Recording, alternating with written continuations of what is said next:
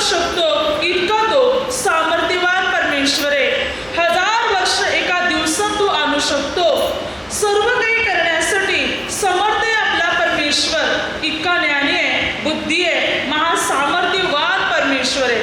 आणि आपला परमेश्वर हाच आहे, आपला देव हाच आहे. म्हणजे अशा देवाचे आपण लोक आहोत जो सर्वाहून उंच परमेश्वर, सर्वाहून श्रेष्ठ परमेश्वर आहे. किंवा ज्याने संपूर्ण विश्व निर्माण केले, तुम्हाला मला प्रत्येक मानवाला घडवले, अशा परमेश्वराचे लोक आपण आहोत. अशा परमेश्वराकडे आपण आलेले आहोत ज्याला काहीच अशक्य नाही. अशा परमेश्वरावर आपण भरोसा ठेवत आहोत, विश्वास ठेवत आहोत. जो विश्वास पूर्ण होणार आहे, जो भरोसा पूर्ण होणार आहे, ज्याचा विश्वासघात कधी होणार नाही. अशा प्रभूवर आपण विश्वास ठेवत आहोत जो आपल्या आशेप्रमाणे आपल्याला प्रतिफल देणार आहे, जो आपली निराशा कधी करणार नाही. आपण अशा प्रभू येशूकडे आलेले आहोत जे मात्र कोणी खाली रिकाम्या हाताने जाऊ शकत नाही. अशा परमेश्वराकडे, अशा प्रभूकडे ज्याने विश्व निर्माण केले, ज्याच्या आता साऱ्या सृष्टीचे मोजमापन वजन आहे, ज्याच्या हातात हर एक गोष्टीची संख्या अवलंबून आहे, जो महान परमेश्वर आहे, अशा देवाकडे, अशा प्रभूकडे आपण आलेले आहोत. भरोसा ठेवणार तर प्रभू आपल्या जीवनात अनेक प्रकारे कार्य करणार आणि आपली बंधने तोडणार. तर आपण पाहू की आपला परमेश्वर किती महान आहे, आपला प्रभू येशू किती अद्भुत प्रभू आहे. आणि असं ज्ञान आपल्या परमेश्वरामध्ये जे कोणत्या मानवामध्ये मिळत नाही, किंवा कोणत्या वस्तूमध्ये मिळत नाही, किंवा मोबाईल असो, कॅम्प्युटर असो, इंटरनेट असो, फेसबुक असो, किंवा काही घेऊन असो, गुगल, जे काही कुठूनही ज्ञान सापडणार नाही. असं ज्ञान आहे, अशी कला आहे, अशी बुद्धी आहे परमेश्वराकडे. आपण अशा गोष्टी पाहणार जे मनुष्य अजूनही करू शकला नाही, पण ते करण्याचं सामर्थ्य, कौशल्य परमेश्वरामध्ये. जे सर्व परमेश्वर करू शकतो ते मनुष्य करू शकत नाही. अशा परमेश्वराकडे आपण आलेले आहोत. बघा बायबल काय सांगते, परमेश्वर किती ज्ञानी आहे, बुद्धिमान आहे, किती सामर्थ्यवान परमेश्वर आहे. त्याने जे केले त्याची संख्या त्याला माहिती आहे, पण मनुष्याला ते कळत नाही किंवा मनुष्याला समजत नाही. आता समज, हालेलुया, मासली पकडणारे लोक आहेत, भरपूर मासली पकडलेले, कितीतरी टप मासले हे सांगू शकतील. 50 टप आहे, 100 टप आहे, 200 टप आहे, किंवा किती पण त्या टपामध्ये एकूण मासली किती ती कोण सांगू शकेल का? समज 1 टप मोजतील, 2 टप मोजतील, सर्व टप मासली मोजणार आहेत का? नाही. मोठी मासली मोजतील, पण छोटी मोजणार आहे? मोजायला घेतले तर मात्र ती मोजता खराब होऊन जाईल, पण मात्र मोजू शकणार नाही. हालेलुया. पण देव या सर्व गोष्टी कशा मोजतो, सर्व वजन कसं काढतो आणि सर्व गोष्टी कशा करतो, ते आपण परमेश्वराच्या गोष्टी या बायबलद्वारे पाहू. देवापुढे कोणी गेलं नाही आणि कोणी जाऊ पण शकत नाही. किती प्रयत्न केले तर नाहीच जाऊ शकत. परमेश्वर सर्वात श्रेष्ठ आहे, उत्तम आहे. आणि या परमेश्वराला पकडलं तर आपण पुढे जाणार. देवालाच पकडलं नाही तर मनुष्य कधी पुढे जाणार नाही. देव सर्वांच्या पुढे सर्वात उत्तम, सर्वात श्रेष्ठ परमेश्वर आहे. आणि जर आज आपल्या जीवनात प्रगती व्हावी असं आपल्याला वाटते, आपण पुढे जावे, आपल्याला ज्ञान मिळावं, बुद्धी मिळावी, किंवा आपल्या जीवनातली जी बंधने तुटावी, तर परमेश्वराला पकडा. त्याच्याकडे सर्व अवलंबून आहे, त्याच्याकडे अगोदरच सर्व तयार केलेले आहे, तो द्यायला तयार आहे. काय आपण परमेश्वराला पकडण्यासाठी, प्रभूमध्ये जीवन जगण्यासाठी तयार आहोत का? जर असतील तर परमेश्वर विनामूल्य फुकट आपल्याला फ्रीमध्ये सर्व देऊन टाकेल. हालेलुया. तर वचन काय सांगते पहा, परमेश्वर हे सर्व गोष्टी कशा प्रकारे करीतो, तो किती महान आहे. काय सांगते वचन, की जलाचे माप आपल्या चुलक्याने कोणी घेतलेले, कोणी सांगू शकतो का? सागरामध्ये किती लिटर पाणी आहे, समुद्रामध्ये किती पाणी, कोणी सांगू शकतो? अनेक सायंटिस्ट, अनेक लोक शोधलेलं, हा एवढं पाणी आहे किंवा हे नाहीच काढू शकत कोणी. बरोबरच्या बरोबर कोणी आकडा देऊ शकत नाही.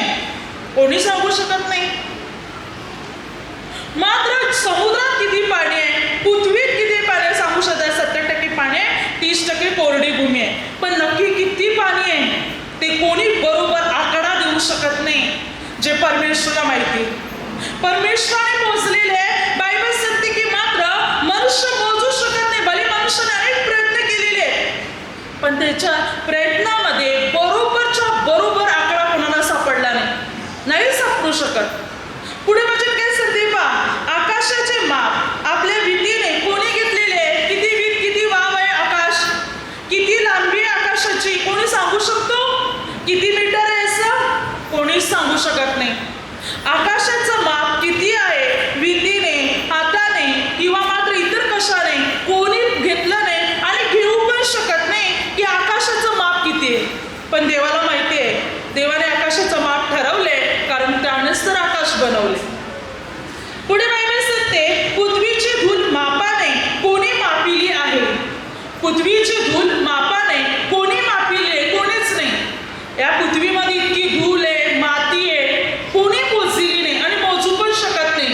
कारण प्रत्येक ठिकाणी ती धूळ आहे, प्रत्येक ठिकाणी माती आहे आणि कोणी ती वजन करू शकत नाही की किती टन वजन आहे, किती किलो वजन आहे, कोणीच सांगू शकत नाही. पण देवाने वजन केले.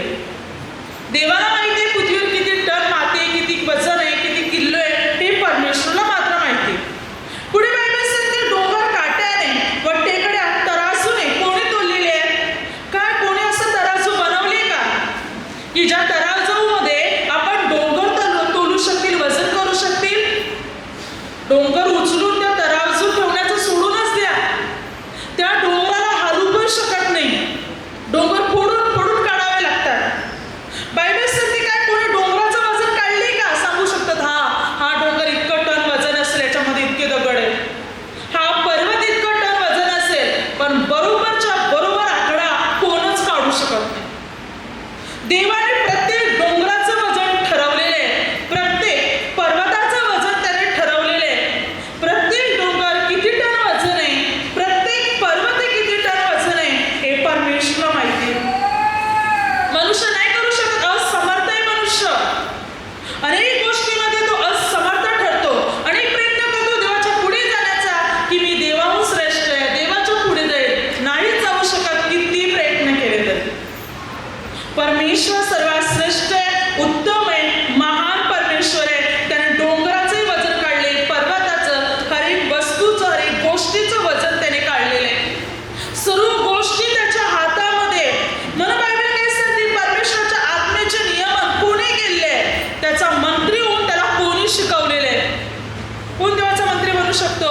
कोण देवाच्या आत्म्याचे नियमन करू शकतो? कोणच नाही. कोण देवाला शिकू शकतो? कोणाला देवाचं नाही कळणार आहे, देवाची बुद्धी कळणार आहे? नाही.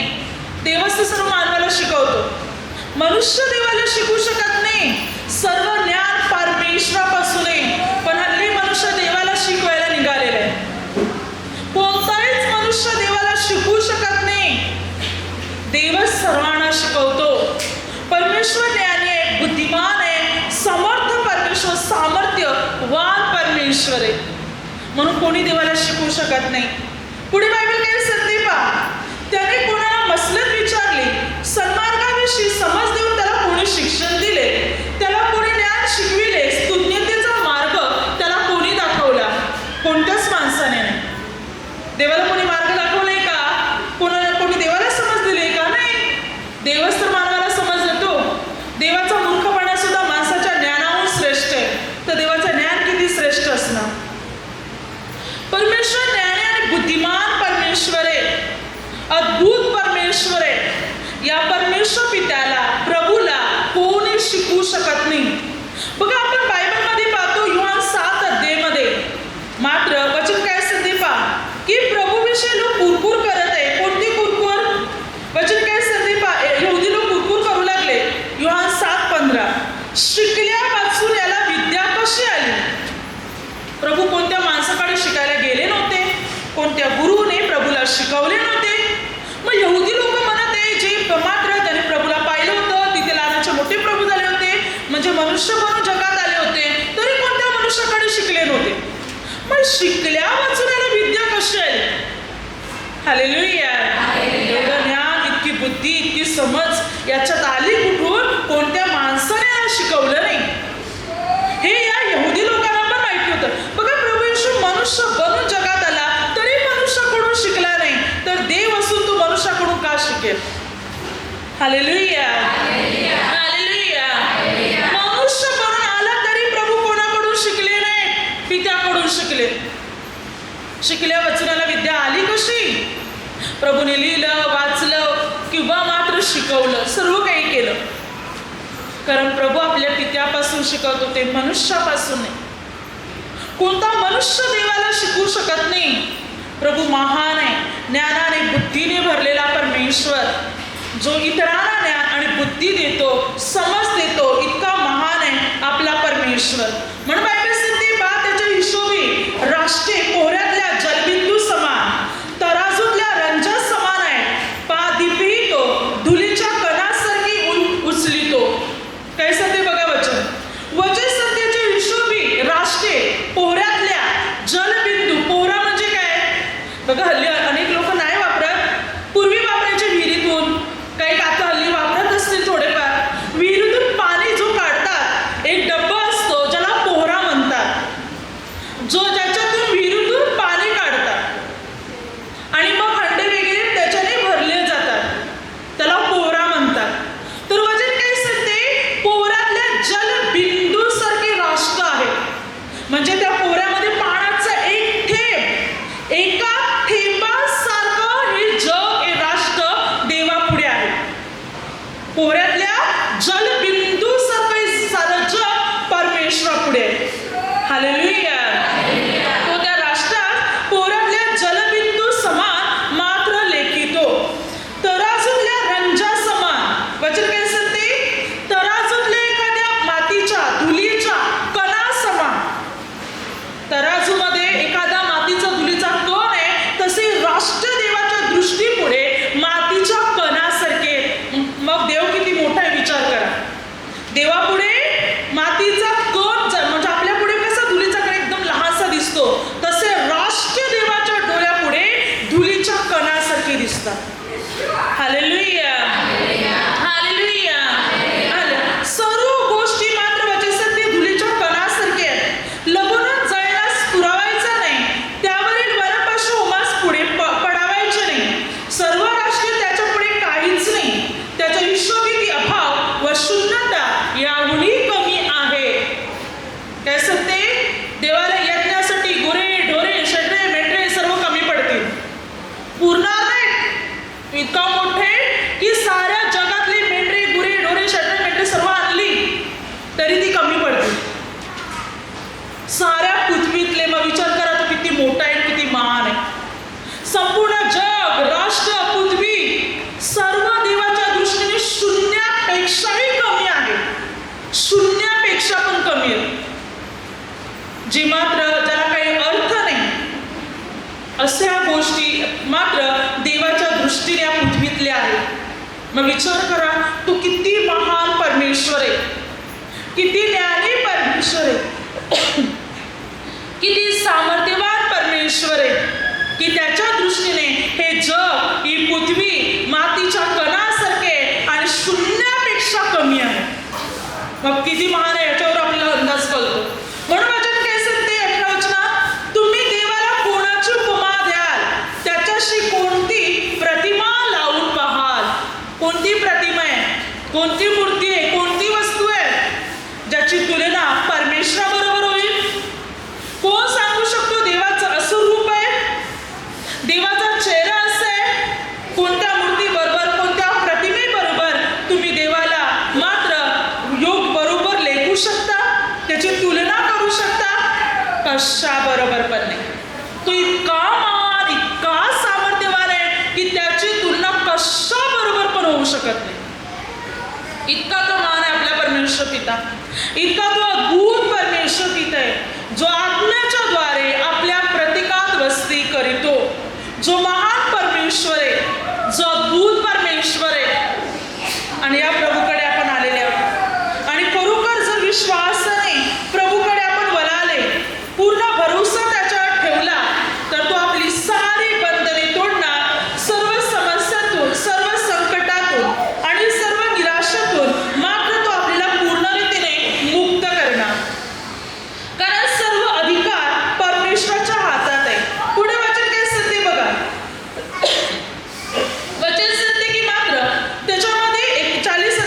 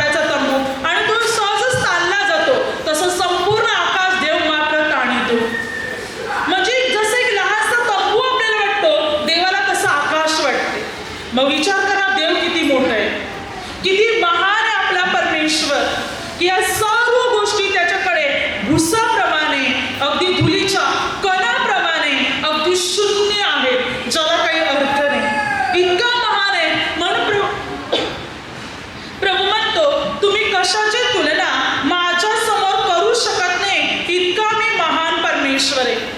इतका आपला प्रभू अद्भुत देव आहे. बघा, मनुष्याला अनेक गोष्टी अशक्य आहे, बरेच प्रयत्न करून सुद्धा ते होऊ शकत नाही, पण देवाला माहिती आहे. कसं बघा, वचन काय सांगते, 1 राजे 7 अध्याय 47 वचनात आणि 1 राजे 8 अध्याय 5 वचनात तिकडे वचन सांगते की शलोमोन राजाने जी पात्रे बनवली होती ती पुष्कळ होती. देवाच्या मंदिरात ठेवण्यासाठी त्यांनी जी पात्रे बनवली होती ती पुष्कळ होती, आणि मात्र त्याने त्याचे वजन करण्याचे सोडून दिले. ते वजन केलं नाही, तोलले नाही. म्हणजे आता वजन करू शकत नाही एवढे, मग त्याने वजन करण्याचं सोडून दिलं, वजन केलं नाही. म्हणजे अनेक वेळेला काही गोष्टी केवढ्या मोजू अद्यापर्यंत आहेत सोडूनच देतो. तर मनुष्य त्याचा हिसाब काढू शकत नाही. 8 अध्याय 5 देवाच्या मंदिरात शड्रेमेंढी गुरुढोरी इतकी अर्पण केली की त्याचं मोजमापन करायची ते सोडून दिलं, त्याची संख्या सोडून दिली. एकामागे एक येतच राहतात. केवढं मात्र मोजू किंवा मात्र त्याची संख्या अद्याप किती वाढणार आहे, अद्याप किती मी गणना करू, म्हणून ते सोडून दिलं. म्हणजे मनुष्याला असं वाटते की आता मी करू शकत नाही, ही अमाप आहे किंवा ही पुष्कळ आहे, आता मी नाही गणना करत, राहू दे तसं. म्हणजे मनुष्य कंटाळतो किंवा थकतो की आता मी हे नाही करत, पण देव करतो. देवाला माहिती आहे, समज विपुल संपत्ती आहे किंवा विपुल एखादी वस्तू आहे, मोजून मनुष्य थकलेला आहे, कंटाळलेला आहे, आता नाही वजन करू शकत, आता नाही मात्र मी मोजू शकत, राहू दे. आणि मग वजन करण्याचं, संख्या काढण्याचं, गणना करण्याचं तो सोडून देतो. म्हणजे मनुष्याला ती गोष्ट अशक्य बनली जाते. पण देवाला माहिती, देव वजन करतो, देव मोजणी करतो, देव गणना करतो. देवाला अगदी एका क्षणात असं नाही की देवाला एक वस्तू मोजायला लागते, या 10 वस्तू त्या 10 वस्तू 10 अशा मिळून मग 50 झाले, 100 झाले, 1000 झाले. नाही, देव डायरेक्ट सांगतो ही वस्तू एवढी आहे म्हणून. तर सर्व माहिती आहे परमेश्वराला. धुलीचे कण आपण वजन करू शकत नाही, पण देवाला माहिती आहे या पृथ्वीत धुलीचे कण किती आहे. समुद्राच्या वालूचे कण आपण वजन करू शकत नाही, पण देवाला माहिती आहे समुद्राच्या वालूचे कण किती आहे. समुद्रामध्ये पाणी किती वजन किंवा किती आहे याचं माप काढू शकत नाही, पण देवाला माहिती आहे, देवाने त्याचं माप काढलेलं आहे. देवाला माहिती आहे, एका क्षणात देव सांगतो की ही वस्तू अमुक आहे, एवढी आहे, तेवढी आहे, सर्व सांगू शकतो, पण मनुष्य सांगू शकत नाही. कंटाळतो, सोडून देतो की अद्याप किती वजन करू, अद्याप किती गणना करू, अद्याप किती वेळ लागणार, मग देतो, टाकून देतो, सोडून. हालेलुया. पुढे वाचन काय सांगते पहा, 1 इतिहास 22 अध्याय 3 आणि 14.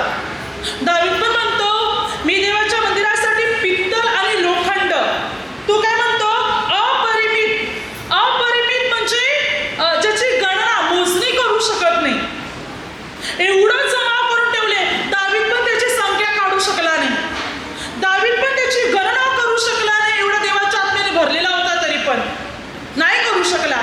लोखंड पित्तल इतकं होतं, अमाप होतं की मात्र तो त्याची गणना पण करू शकला नाही, वजन पण करू शकला नाही, त्याने पण सोडून दिलं.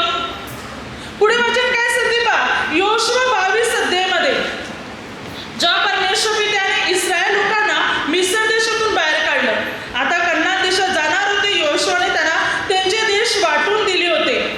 अशा वेळी मात्र त्यांना इतकी संपत्ती दिली. वचन काय सांगते पहा, 8 वचनात, विपुल पशु आणि सोने, रुपये, सोने, कासे, लोखंड आणि भरपूर वस्त्रे आणि अमाप संपत्ती घेऊन आपापल्या डेऱ्यात परत जा. एवढी त्यांना संपत्ती मिळाली, अमाप म्हणजे मोजू शकत नव्हते, वजन करू शकत नव्हते. म्हणजे अशा गोष्टी आहेत ज्या माणसाच्या पण पलीकडे आहेत. म्हणजे माणसाकडे एकट्याकडे जी वस्तू आहे ती सुद्धा तू स्वतः वजन करू शकत नाही. एका गावातलं, नगराचं, देशाचं, पृथ्वीचं सोडूनच द्या. मग विचार करा, परमेश्वर किती महान आहे, जो साऱ्या जगाचं वजन करतो, सर्व वस्तू मोजून मनुष्य सोडून देतो, कंटाळतो, थकतो, भागतो, नाही होणार, राहू दे ना, आहे जास्तच आहे ना, असू दे.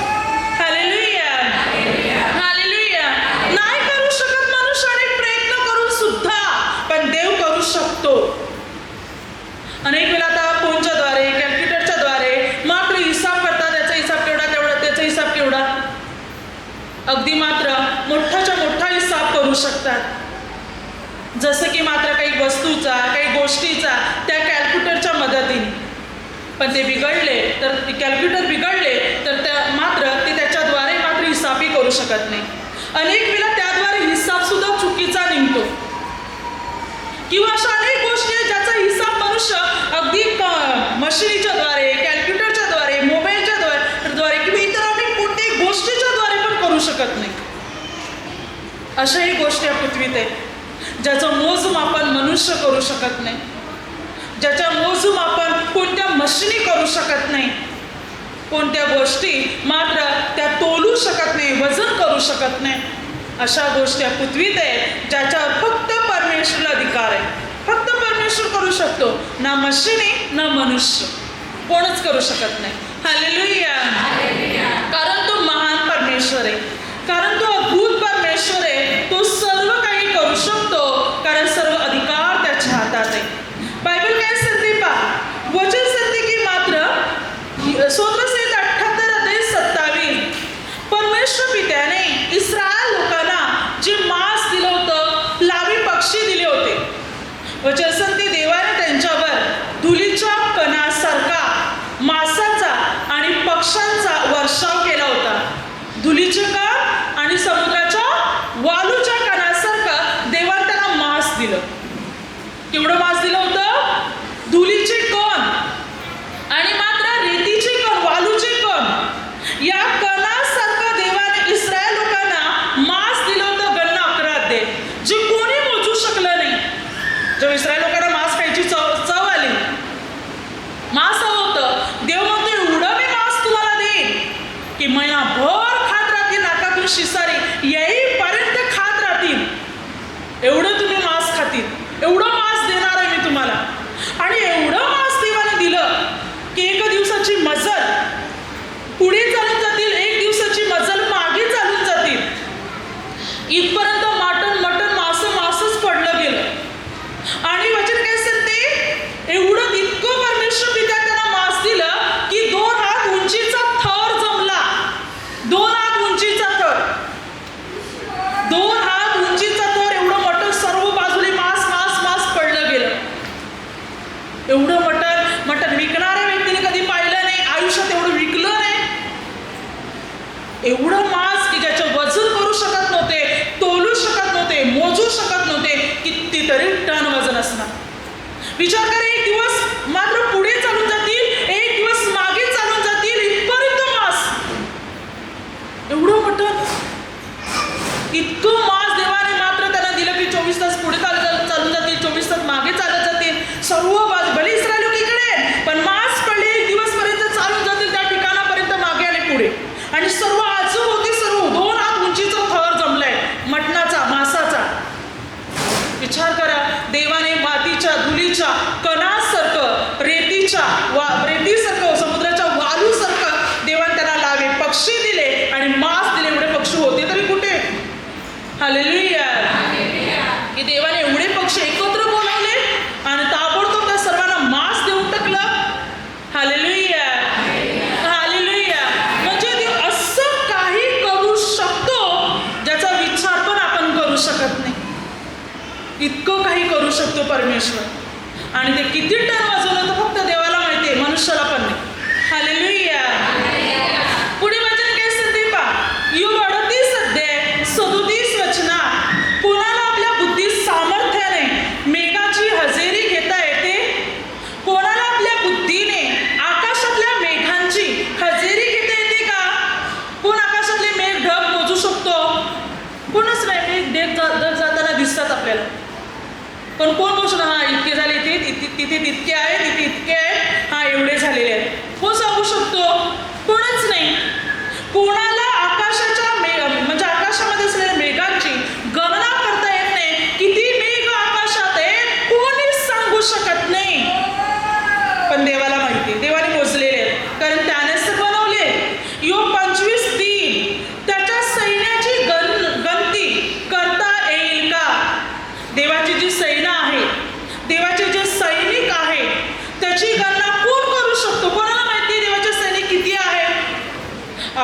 शकतो बघा, या पृथ्वीमध्ये काही राजे आहेत, काही अधिकारी आहेत, मंत्री आहेत, त्याच्याकडे एवढे लोक आहेत, त्याच्याकडे तेवढे, किंवा कंपनीत काम करणारे एवढे आहेत. पण देवाच्या सैनिकांची गणना कोण करू शकतो? कोणच नाही, कोणालाच माहिती नाही.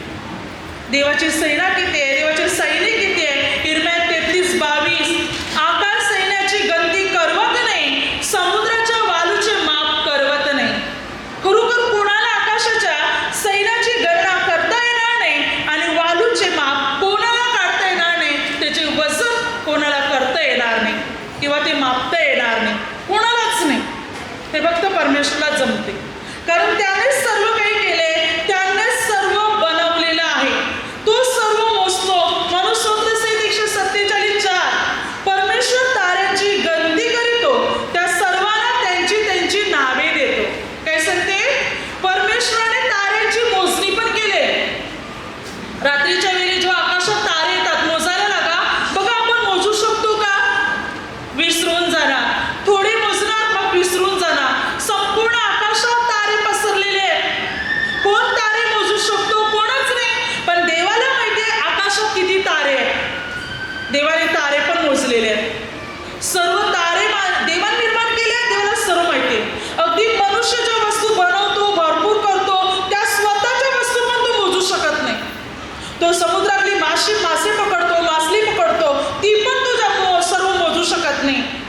एखादा मनुष्य आपल्या शेतामध्ये मात्र बी पेरतो, धान्य उगवते, ती धान्य किती ते पण तो मोजू शकत नाही. एखादा फळझाडे लावणारा बरीच झाडे लावलेले, फळाले किती फळं होती ती पण तो मोजू शकत नाही करू शकत. पण देव करू शकतो. देव हे सर्व करीतो, कारण तो महान आहे, सर्व गोष्टीची गणना करतो. बायबल तर सांगते गणितामध्ये 1 नंबर आहे परमेश्वराचा. लेवी या पुस्तकामध्ये 25:8 परमेश्वर पित्याने मोशेच्या समोर पाडा बोललेला आहे 7चा. तो काय मग परमेश्वर पिता काय म्हणत आहे? 7 गुणिले 7 मोजा, 49 होतात. परमेश्वरने काय म्हटलं मोशेला? 7 गुणिले 7 मोज, 49 होतात.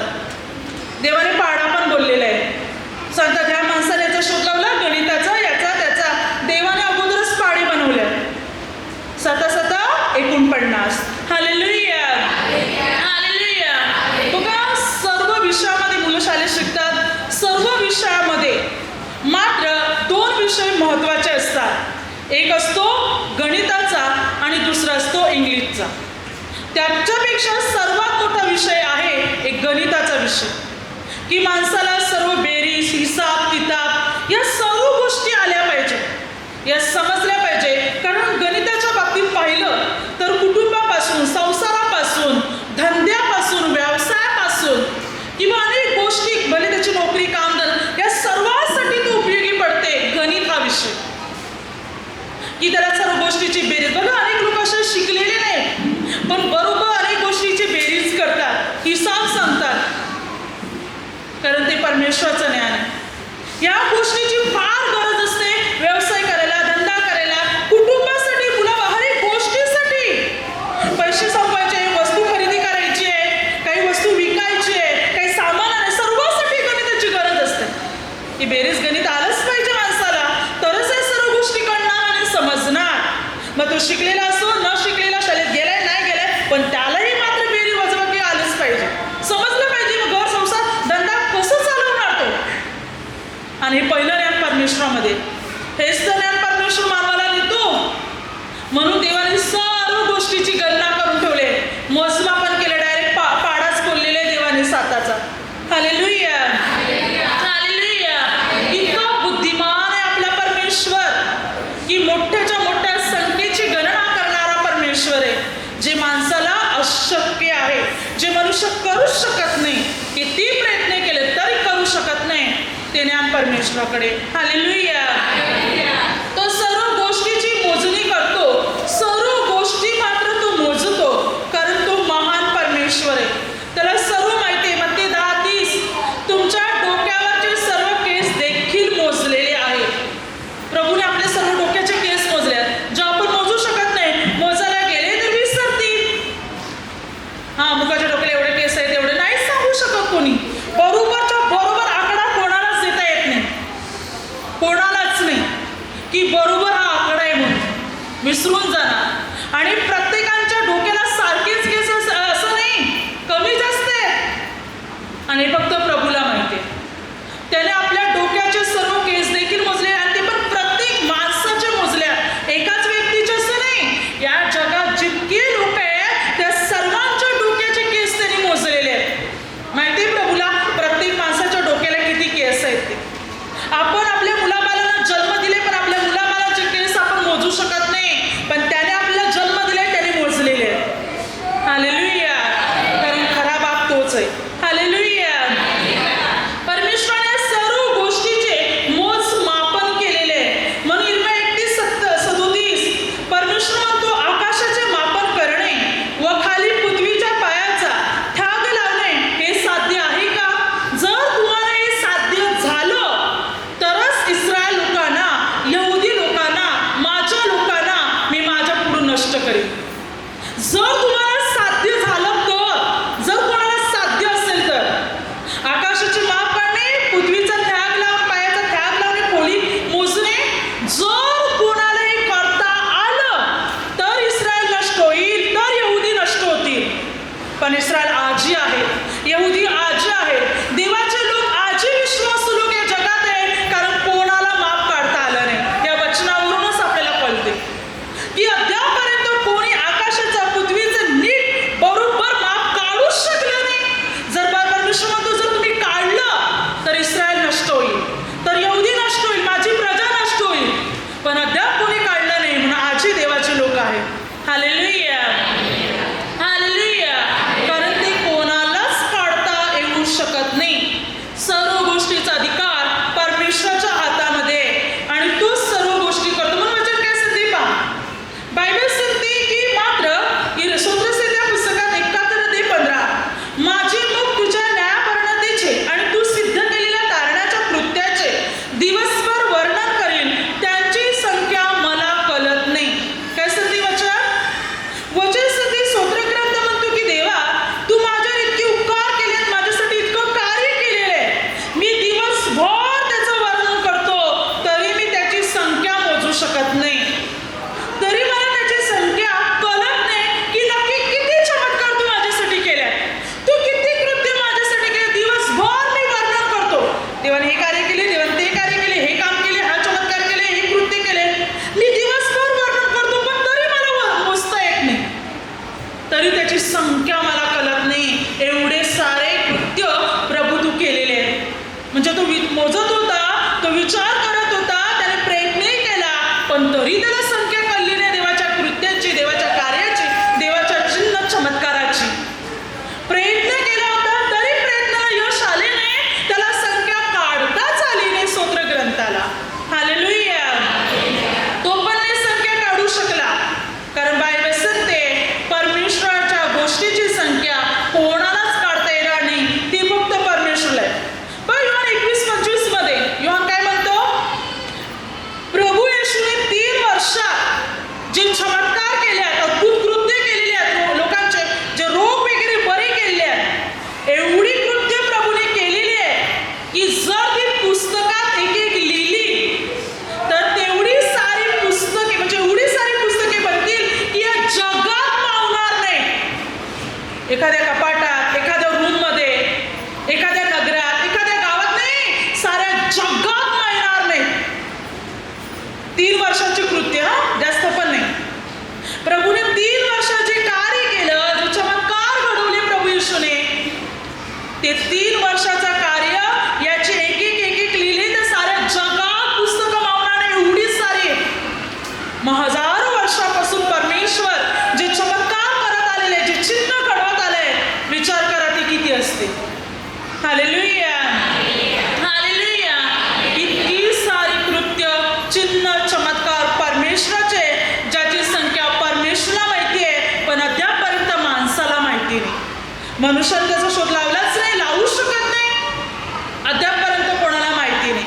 हालेलुया.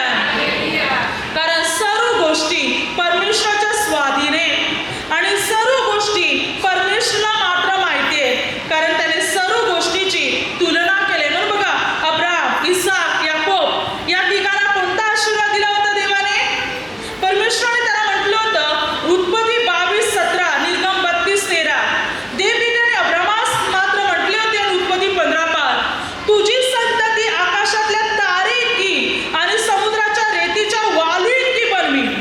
परमेश्वर म्हटलं अब्रामाला, उत्पत्ती 15:5, आकाशाकडे दृष्टी लाव, तुला तारे मोजता येतील तर मोज, तेवढी होईल तुझी संतती. तुला मोजता येतील तर मोज, पण नाही अब्राम मोजू शकला. देवाने म्हटलं होतं अब्रामाला तारे मोज, पण नाही मोजू शकला. देवाने म्हटलं तशी तुझी संतती होईल, तशी तुझी पिढी होईल, तुझी मुलं बाळं होतील. आणि अब्रामाची संतती अगणित बनली गेली. आकाशातल्या तारे येतील. उत्पत्ती 26:4 देवपित्याने इसाकास म्हटले आकाशातल्या तारे की तुझी संतती होईल. देवाने याकोबास म्हटले उत्पत्ती 32:12 परमेश्वर पित्याने म्हटले मी समुद्राच्या वाली की तुझी संतती करीन. देवाने त्याला इतकं आशीर्वादित केलं की गणना 23:10, उत्पत्ती 28:14 आणि उत्पत्ती 13:16 परमेश्वर पित्याने म्हटलं पृथ्वीच्या रंजकाणासारखी तुझी संतती होईल, धुलीचे कण मातीच्या कणासारखे. परमेश्वराने इतकं आशीर्वादित केलं अब्राम, इसाक, याकोब, इस्रायल लोकांना. धुलीच्या कणासारखी संतती वाढली. आकाशातले तारे, समुद्राची वालू आणि धुलीचे कण अमाप, जे मोजू शकत नाही असा अनुग्रह, असा आशीर्वाद देवाने अब्राम, इसाक, याकोब, इस्रायल लोकांना दिला. आणि ते आशीर्वादित बनले. परमेश्वर पित्याने त्यांना तितकं आशीर्वादित केलं. कारण या सर्व गोष्टीची मोजणी फक्त देव करू शकतो, बाकी कोणी करू शकत नाही. त्या प्रकारचा आशीर्वाद, अगणित आशीर्वाद देवाने आपल्या लोकांना देऊन टाकला. हालेलुया. इतका आपला परमेश्वर महान आहे.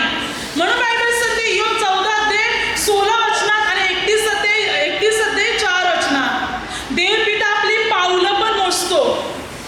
आपली पावलं, जसं की बघा सकाळी उठल्यावर आपण परत पाऊल टाकतो, चालायला सुरुवात. किती पावलं टाकतो, किती चालतो, काहीच बघत नाही. आपापल्या कामात गुंततो, आपापल्या व्यवसायात गुंततो.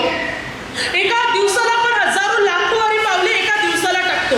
तर जेव्हा आपण चालायला लागले पहिल्या दिवसापासून ते आतापर्यंत विचार करा किती पावलं टाकल्याचे आपल्याला पण माहिती नाही, पण देवाला माहिती. आपली मुलं मला दिवसाला किती पाऊल टाकतात, किती चालतात ते पण माहिती नाही, पण देव प्रत्येकाची पावलं मोजतो. त्याची दिवसाला किती पावलं पडतात, आतापर्यंत त्याची किती पावलं झाल्या देवाला माहिती आहे. बघा आपली पावलं आपण मोजू शकत नाही, पण देवाने मोजलेली आहेत आपली पावलं, देवाला माहिती आहे. म्हणून स्तोत्रस्थित 139:1-4 दावीद काय म्हणतो, माझे बसणे उठणे चालणे निजरे तू बारकाईने पाहतोस. माझ्या तोंडून माझ्या मुखातून निघणारा प्रत्येक शब्द सुद्धा तुला ठाऊक आहे. प्रत्येक शब्द प्रभूला माहिती आहे. पण काय बोलले सर्व माहिती, सर्व हिसाब किताब आहे परमेश्वराकडे. अनुवाद 2:7 आपली हालचाल पण देवाला माहिती आहे. हालचाल आपण जागे असताना हालचाल करतो, रात्री झोपल्यावर पण आपली हालचाल आपल्याला कळत नाही. आपण बोलण्याच्या नादात असतो, चालण्याच्या, करण्याच्या किती हालचाल होते, कशी होते आपल्याला काहीच समजत नाही. आपलं शरीर मात्र क्रिया करते, पण देवाला ते पण माहिती. जे आपल्या मनुष्याचं स्वतःला माहिती नाही, पण देवाला माहिती आहे. परमेश्वराला प्रत्येक मनुष्याच्या गोष्टी माहिती आहेत, सर्व गोष्टी देवाला माहिती.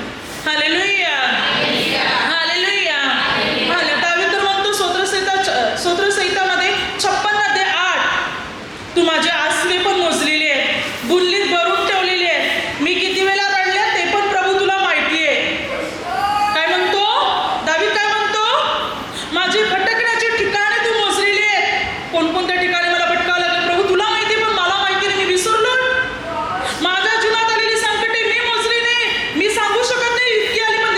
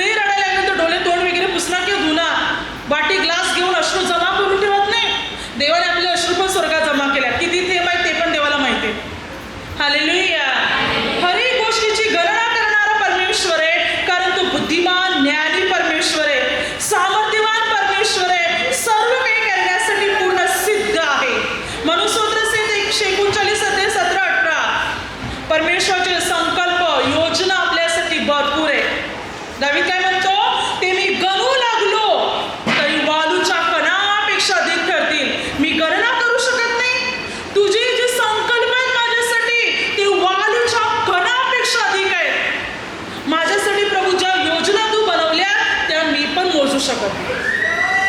म्हणजे अशा गोष्टी ज्या आहेत जे मानव सुद्धा करू शकत नाही, जे देव करतो, जे देव मात्र घडून आणतो. इतका महान आहे आपला परमेश्वर पिता. योग 39:1-2 हरणीचे महिने तुला कळत नाही. हरणी किती महिने गरोदर असते हे कोणालाच माहिती नाही, पण देवाला माहिती आहे. पुढे बायबल काय सांगते पहा, योग 14:5 मानवाच्या आयुष्याची मर्यादा ठरलेली आहे, त्याच्या महिन्याची संख्या तुझ्या स्वाधीन. मनुष्य मेल्यावर सांगू शकतो, तो स्वतः पण नाही सांगू शकत. दुसरा मनुष्य सांगेल हा मनुष्य इतका वर्ष जगला, इतके महिने जगला. तू स्वतः पण नाही सांगू शकणार, कारण तू मरून जातो. मरणाच्या अगोदर त्याला कळत नाही, आणि आज मरेल की उद्या मरेल हे पण त्याला समजत नाही. पण देवाला माहिती हा मनुष्य किती वर्ष राहणार, किती महिने, किती तास, किती मिनिट, किती सेकंद. देवाला माहिती आहे, परमेश्वर पित्याला ठाऊक आहे. हालेलुया. आपल्या जीवनाच्या सर्व गोष्टी परमेश्वर पित्याला ठाऊक आहे. त्याने सर्व गोष्टी मात्र मोजलेल्या आहेत, कारण सर्व त्याच्या स्वाधीन आहे. म्हणून प्रकटीकरण 9:16, प्रकटीकरण 5:11 बायबल सांगते, प्रकटीकरण 7:9 परमेश्वराचे जे देवदूत आहेत ते देवदूत मात्र अयुतेचे अयुते, शस्त्रांचे शस्त्रे. हिंदी बायबलमध्ये लाखो करोड, रमाबाई पंडिताने लिहिलेल्या बायबलमध्ये मात्र हजारो हजार आहे, आणि लाखो करोडो कोटीवारी. 9:16 घोडेदलांची संख्या जेव्हा तो म्हणतो मी मोजली ती 20 कोटी होती. परमेश्वराचे देवदूत तो म्हणत आहे त्यावेळेला मी घोडेदलांची संख्या मोजली ती 20 कोटी होती, आणि देवाचे दूत मात्र इतके आहेत की लाखो करोडो हजारो हजारो, ज्याची मोजणी आपण करू शकत नाही. एवढे देवाचे दूत आहेत जे देवाने बनवल्यात, आणि देवाला माहिती आहे. देवाच्या सर्व गोष्टी देवाच्या स्वाधीन आहेत आणि देवालाच माहिती आहेत. पण योग 36:26 त्याच्या वर्षाची संख्या अगण्य आहे, ज्याची गणना कोणी करू शकत नाही. स्तोत्रसंहिता 102:24 आणि 27 तुझी वर्ष पिढ्यात पिढ्यातून आहे, परंतु तू तोच आहे, तुझ्या वर्षांना अंत नाही. देवाची वर्ष पिढ्यात पिढ्यातून आहे, देवाच्या वर्षाला अंत नाही. देवाची वर्ष अगण्य आहे, ज्याची गणना कोणी करू शकत नाही. हालेलुया. देवाच्या गोष्टी भरपूर आहेत, पुष्कळ आहे, ज्याची गणना कोणता मनुष्य करू शकत नाही. अगणित असंख्य असा आहे आपला परमेश्वर. सर्वात बुद्धिमान सामर्थ्यवान परमेश्वर आहे, सर्वात ज्ञानी परमेश्वर आहे आपला परमेश्वर पिता, सर्वात बुद्धिमान परमेश्वर आहे आपला परमेश्वर पिता. मग या परमेश्वराकडे वळा. इथून तिथून ज्ञान शोधू नका, इथून तिथून शिकण्याचा प्रयत्न करू नका, परमेश्वराकडून शिका. परमेश्वर ज्ञानी बनवणार, बुद्धिमान बनवणार, समजदार आपल्याला बनवणार. जर परमेश्वरामध्ये आपण वाढले तर सर्व कला आहे त्याच्याकडे, बुद्धी आहे, सर्व ज्ञान आहे त्याच्याकडे. मुलं शाळेत शिकताना 6, 5, 6, 7 तास, 8 तास मात्र ट्युशन वगैरे पकडलं तर पाहिलं तर 10 ते 12 तास त्याच्या मागे आता घरी अभ्यास वेगळं, हे वेगळं, 12, 14, 15 तास अभ्यास करतात, पण डोक्यात काही शिरत नाही. जर देवाकडे एवढा तास बसले तर किती ज्ञान डोक्यात शिरेल विचार कर. हालेलुया. सर्व शिकवणारा परमेश्वर आहे, ज्ञान आणि बुद्धी देणारा परमेश्वर आहे. आपल्याला परमेश्वरामध्ये वाढायचं आहे. महान आहे, ज्याची तुलना ना कोणत्या माणसाबरोबर, वस्तूबरोबर, कशाही बरोबर होऊ शकत नाही. असा आपला प्रभू आहे, आणि अशा प्रभूकडे आपण आलेले आहोत. मग निराश कशाला व्हायचं, दुःखी का व्हावं? जीवनात दुःख आहे, संकट आहे, सर्व दूर होतील. काय हवंय काय नको ते त्याला माहिती आहे, सर्व करेल. प्रभू ईश्वर भरोसा ठेवा, त्याच्या स्थानिकात बसा, त्याच्याकडे प्रार्थना करा. त्याला काहीच अवघड नाही, काहीच अशक्य नाही. तो तुमच्या जीवनात सर्व करायला तयार आहे, सर्व करायला तयार आहे, सर्व करण्यासाठी समर्थ आहे तो. प्रभूला एकदा संधी द्या तुमच्या जीवनात, एकदा प्रभूला संधी द्या तुमच्या जीवनात येण्यासाठी, तुमच्या जीवनात कार्य करण्यासाठी. तुम्ही अनेकांना संधी दिली, आता एकदा येशूला द्या, आणि मग पहा की प्रभू येशू तुमचं जीवन कसं उज्ज्वल बनवतो, ते कसं अनुग्रहाने आणि आशीर्वादाने भरतो, ते कशा प्रकारे तुमच्या जीवनातली बंधने प्रभू तोडतो, ते कशा प्रकारे तुमच्या जीवनातले समस्या प्रभू दूर करीतो. ते एकदा प्रभूला संधी द्या, आपल्या जीवनात बोलवा, आपल्या जीवनाचा ताबा प्रभू येशूच्या हातात द्या. आपल्या जीवनाचा, कुटुंबाचा, मुलाबाळाचा, धंद्याचा, व्यवसाय, सर्व ताबा प्रभूच्या हातात द्या, आणि पहा की प्रभू हे सर्व नीट नेटके कसे करीत होते. Hallelujah, hallelujah, hallelujah. आता माझ्या शब्दाद्वारे जे काही चुकलं असेल त्याबद्दल मला क्षमा असावी. हालेलुया.